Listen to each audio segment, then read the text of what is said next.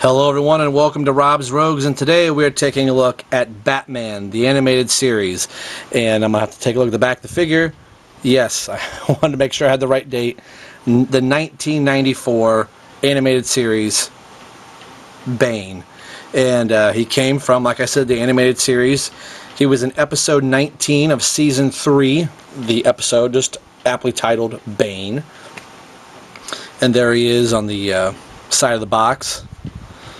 Kind of see him up in the corner. A excellent depiction of Bane from the comic series, and that was something nice from the folks at Kenner. Had the right look for their action figures at the time of the show.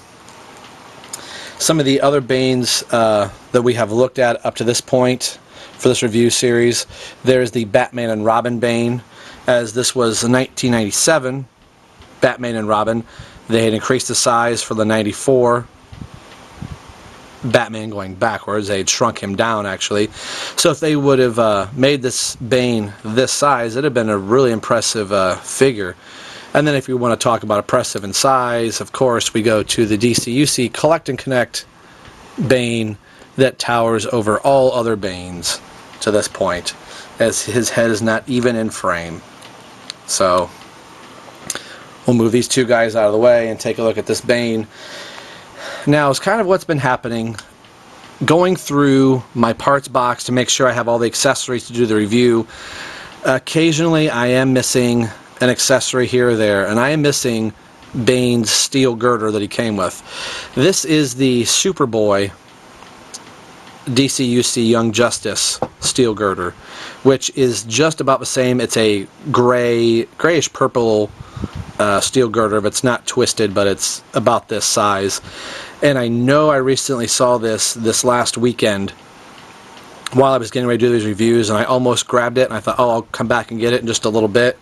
Totally forgot what room and what box I was in. I was feverishly trying to find the girder, and of course after this review I'm going to end up finding it. So just know there's a girder. I'm going to have a picture of the art, a link that you can go check and see the box art if you like. But the gimmick for this Bane would be you could take the steel girder, put it in his hand, and he can throw it. Now, of course, if you have your Batman animated series, Batman, I think you know where we're going to go with this. Get Batman up over his head. And you could maybe we'll put Bane's leg up as it doesn't bend, but you get the idea. You can break Batman's back, so there you go. So I thought this was a very, very cool Bane to have. This was the first Bane that I ever owned, and I want to say it was the first Bane ever made. I'm sure somebody may correct me on that, but I've been trying to do a little bit of research on this figure. So from 94, just coming out of the Knight's End storyline from DC Comics, Batman the Animated Series was going into their 3rd season and decided to add Bane. And I was really wondering how they were going to incorporate Bane into the animated series, and I think they did it well with a few handful of episodes that Bane was featured in. Now, we did receive another Bane in the 5th and final season for the animated series, and he had this spiked collar, and I thought it was a lot better looking and more menacing looking Bane. I was never able to pick that one up, so that was one I'm trying to track down to try and complete my animated series. But up to this point I had bought every single figure from the animated series line, and there are quite a few, and that's hopefully a review I will get to some point, is actually looking back at the whole animated series line. But this is in the days of the standard action figure articulation, and something while I was looking at some of these figures getting ready to review, that this is the Venom. Let me back the camera out here just a little bit there. The Venom tube is glued in, or yeah, I do believe it's glued in. Actually, I take that back. This is all one sculpted piece. If they did glue it in, it's hard to tell where it's at, but it looks like when they sculpted the head, they actually sculpted this piece to attach with it. So all this, I believe, came out of one mold, so as to not lose it like I did the 97 Bane tube. But he has the standard action figure articulation. Now, the only drawback to Bane is both arms are connected by a swivel in the middle that operate together, so you can't put one arm up without the other. I have seen some people, a couple friends of mine had bought this same Bane and they were trying to hold the arm and actually snapped this arm right off. So I learned very early on that these arms do not move independently of one another. So he either raises the roof or he doesn't raise the roof. So that'll be it for Bane's articulation. His head does do a full 360, but because of the tube, you would have to take the tube off for it to go all the way around. The tube really doesn't go on the other arm at all very well. It can kind of go on, but the way this is sculpted, they have it fitting the nice curvature of this arm, so it does work better with this arm, and that's the arm that it is normally on. Does have the one gloved hand, as he did in the series, probably to prevent chafing from this dial here. There isn't a whole lot of features on the dial at all, no real paint applications or anything, but having a figure that is old from 1994, I think the figure had kept in pretty good condition all this time. Of course, they did put the mouth in here, so if you were to kind of cover that up, he would look just like he did in the comics. But I think for the animation purposes, they wanted you to be able to show that he was talking rather than just moving this white piece. I think they could have done that and left the mouth off. I was never a really big fan of having the open mouth, but I get why they did it, so you know if there were 2 or 3 other figures in the scene, or figures or characters in the scene, that if Bane was talking, you could tell by seeing his lips move. So that was the only other real change that the animated series made to Bane.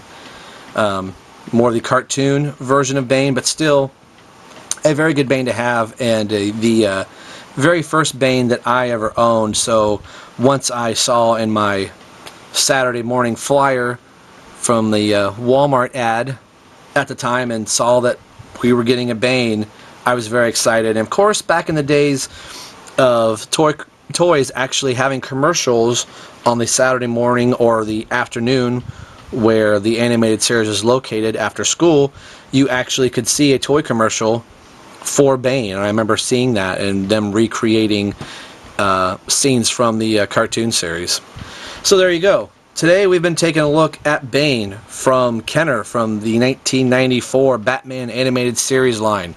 And as always, this is Rob for Rob's Rogues signing off and saying we will see you guys at the movie theater. Go check it out. The Dark Knight Rises. See ya.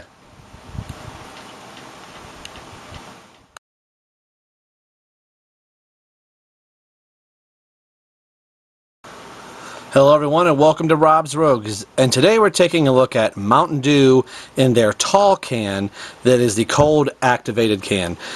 I have to have something for the Dark Knight Rises on Dark Knight Rises Batman week. This is a can that I put in the refrigerator on Sunday night, and time for this review, actually Saturday. No, excuse me, it was Sunday. To have it be able to get nice and cold for the review. I think the camera could pick it up pretty decent. Maybe turning the light off here. It's not bright as green as the ads showed. This probably looks a lot better in person, but we'll bring you can see the green color on there, which that's kind of cool. I think these were like $2.46, so nothing that I'm going to continue to keep buying because there are no codes or anything. If you are collecting the Mountain Dew codes like I am, there's not a code anywhere on here. It is just a tall Mountain Dew.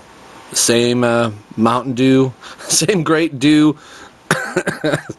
same Great Dew cold activated can. So this is just Mountain Dew. I would say nothing special. If you are collecting Dark Knight Rises type of things, this is something kind of cool to have, I guess. You know, all it does is change cold. Now, what would have been kind of cool, I think there's some Coors Light cold activated cans, and their cans turn blue. The blue actually is really pretty bright. I wish I had a Coors Light, not really a beer drinker, but I have seen some of the cans in the stores that are a bright blue. And since some of the original artwork for the Dark Knight Rises is in that blue color scheme with the you know, light shattering the bat symbol here, a nice blue would have been cool. Although knowing Mountain Dew is green, I understand why they did green. But thought this would be a quick little review to kind of wrap up everything else that we've done.